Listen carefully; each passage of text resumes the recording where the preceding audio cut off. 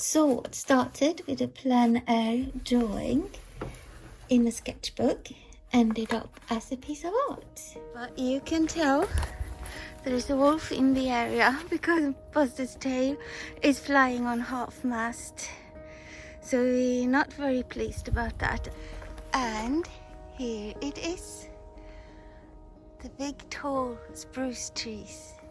I love them. It's so nice to sit under here. And here's the bone for Buster. What's it called? Go on. I've chosen this spot to go plein air painting because I paint an awful lot of treetops, especially like deep forest spruce treetops at the moment in my paintings. That's the treetops that I'm talking about, and I know that these ones, they don't look very detailed, but still you need to know, you need to have a good idea what they look like in real life, I think, to be able to capture it. And I know I'm going to make more paintings similar to this one, but also with windows and landscapes of that type of forest. So, me and Buster, we're going to sit at this table. This is such a lovely spot. Look. Well, since I did my plein air painting video, it has been my birthday. First, a pair of really good binoculars. The ones I had was like super tiny compared to these ones, and also a plein air brushes, and they are gorgeous. Look at the brown there. They are so lovely. They come in 4 different sizes, so this is the biggest one, that's the smallest one. So I forgot to bring gloves with me, but as I come prepared, it's no major panic. It's the last day of November and it's only +2 degrees Celsius, but no way these ones can be unpacked. Before, I would say I sat with Derwent watercolor pencils, or I bought a charcoal pencil with me and just did a quick sketch of what I wanted to paint or draw, or I just simply took pictures. And today I just want to find the shapes of the trees. And here's my favorite painting that I have done. And you see the round shapes, and also this is a very old painting that I've done, and this one as well with the round shapes. I like that. Stand like this so I can show the treetops at the same time. Oh wow, look at that. It's a squirrel behind me. I can hear him eating pine cones. So cute. Favorite artist, her name is Etel Adnan, and she found shapes, amazing shapes in the landscape. So that is what I'm going to try to do on this page and try to paint that over.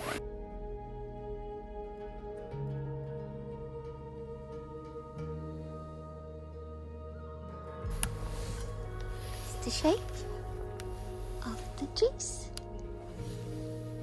So that's it for me and Buster. We are cold, my hands are cold, and definitely a few things that needs to change in my plein air backpack. Everything that has to do with water needs to go. I do not need to carry that around in winter time because I will not use it. It's far too cold.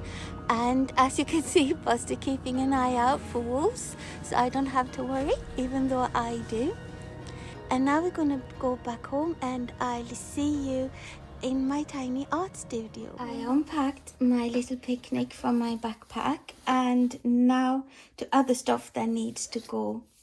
Definitely hand cream. I do not need that. That goes cold. Watercolors. Do not need that in this cold. A nice new watercolor brushes where I have my acrylic paint, and I actually decided, no, they are freezing cold. I do not need the acrylic paint. What I do need is my crayon. So, well, this will be a perfect opportunity to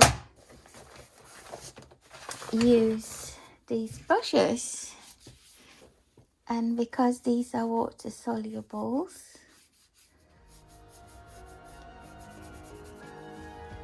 I can just fill it in when I come home.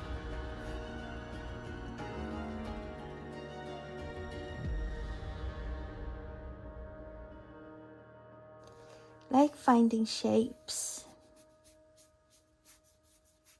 And then to the yellow. So, and the brushes. This was the first time I used my brush and I like this one a lot. That was a nice brush.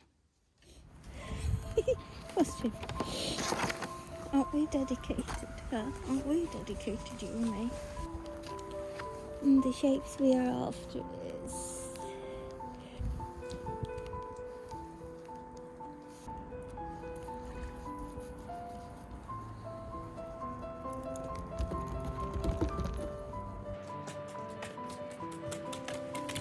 So that's it from me and Buster. You can see Buster is absolutely miserable now.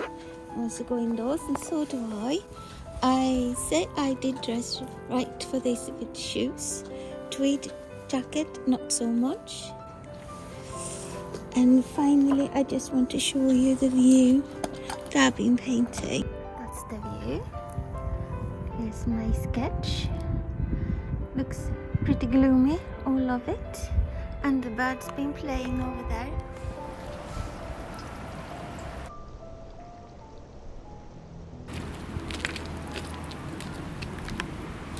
What do you say, Buster? Should we go home? Yeah, let's go home. And that's the forest where we were the other day. Not far at all, perhaps like 20 minutes walk. That's where wolves been spotted. It's crazy that they're so close to town. So now we've been home for a bit and a few chores have been sorted. Things that needs to be done, and I thought about this, how funny it is how this sketchbook changed from summertime into winter, because summertime is just lovely and lazy, and autumn and winter sketches in this sketchbook or plein air painting for me will just be shapes. I will not bother with details at all. And this is the one from today, and I didn't plan for this to be a painting today, but I am going to paint it. I'm using a back piece from old frame. The first thing is gesso and mix with black, and after that I'm gonna paint.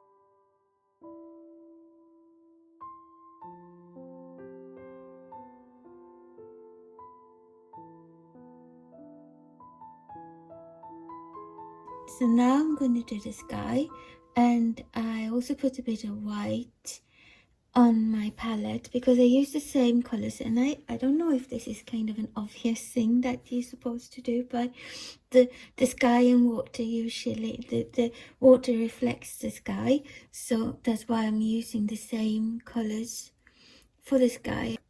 So perhaps now when I see it, the water nearly looks a bit too dark. Now I've taken up a picture of today and the lake and put it on my iPad, and I can see how grey the sky is. I thought it was more like, it did feel like this, but it's not like that at all. Just add a bit more white. But in my head, this is what it looked like. I liked the color combination I had here. Eto Adnan, one of my favorite artists, and she loved mountains, and she painted them in all sorts of weird colors, and it's beautiful paintings. I guess it's the colors that she wanted and needed in her life at the moment, and somehow I felt like this is the color I wanted to paint with today, so I'm going to stick to that. And I was thinking about that just a minute ago, that if I hadn't thought about Eto Adnan this week, I wouldn't have discovered, see if you can see on the iPad here. That line, I wouldn't have thought about it as a line, but I'm so pleased to have found it. I don't think there are rules in art. Of course, everybody says, but if you paint, well, shadows, and if you do botanical art, gosh, the rules there is in botanical art is enough to do your head in. Sometimes I think it's fun to paint paintings that I wouldn't necessarily have on my own wall, because it kind of broadens your painting perspective on things. And sometimes if I painted a painting that I don't like the atmosphere of, I like it even more. So sometimes if I get a commission that I find particularly hard, or sometimes even boring, I think that's fun. And I have this commission that I need to finish, and it's been a challenge from the start.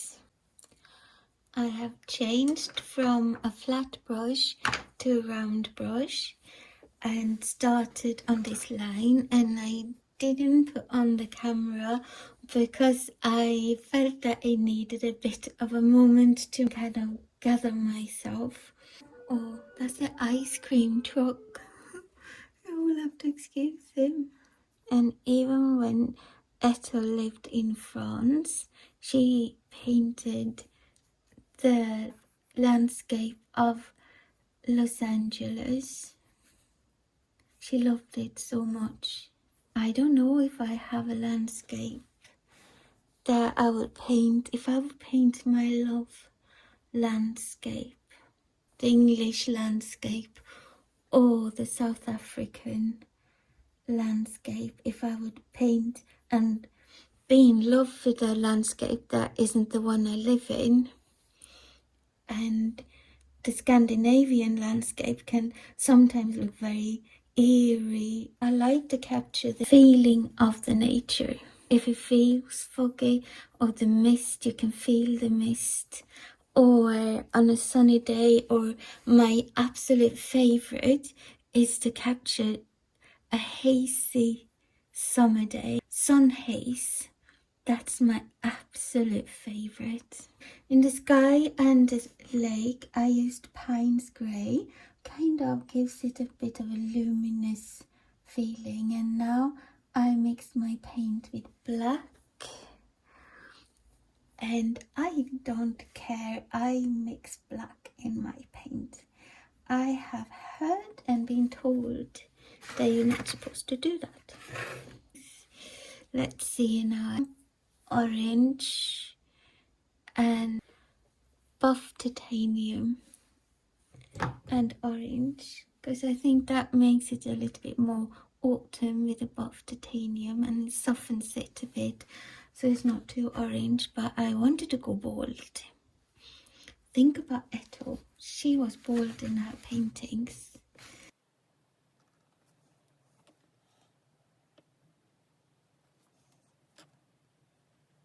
Question is, should I make a line on that side as well? That could either make it or break it. Well, there isn't much of grass on that side, but on the other hand, it could look like this painting is limping a bit if there isn't any on that side. Deep concentration. There is a dark line here as well, so I'm going to put that one in. So, and if this would have been true to staying to the style of Ethel that I've been thinking about this week, I say I would have stopped here, but because I'm myself, I have to add birds in, because it just wouldn't be true to myself if I didn't. I was a bit uncertain where to put the birds, so I used this dry pastel crayon to mark them out. And there was some people who said that you're not supposed to use black. Why do Winsor & Newton make black? Because I mean, Winsor & Newton's supposed to be a really good make, and if they were like, oh, but artists, they mix their own blacks, we don't need to make black. Good for me that they make black.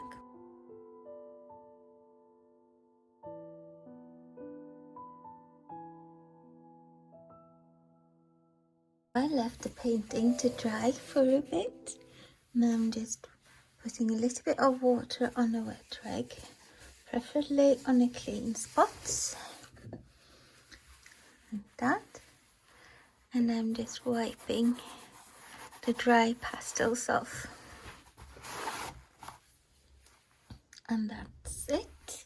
Now it's just a small little red dot for the eyes. And that's so funny with these birds. They have a red eye. I'm going to leave it like it is for the moment because I don't have time to start decorating it and do swirly bits on it. So I'm just, and perhaps I like it like this as well. I haven't decided yet.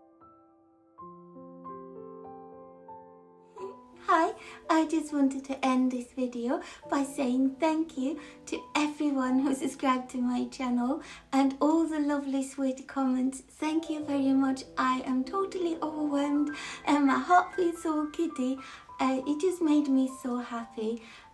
So I'll see you in the next video. Lots of love.